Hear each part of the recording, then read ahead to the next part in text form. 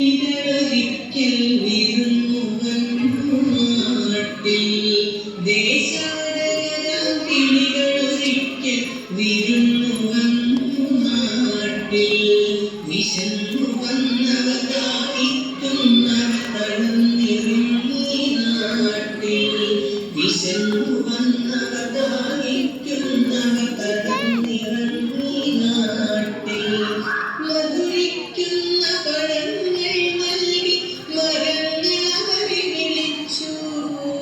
തണുത്ത കാറ്റിൽ ഇലകൾ മുക്കി ചില്ലകൾ അവരെ വീശി ചിലരിതു കണ്ട് കലവിള കൂട്ടാനെത്തി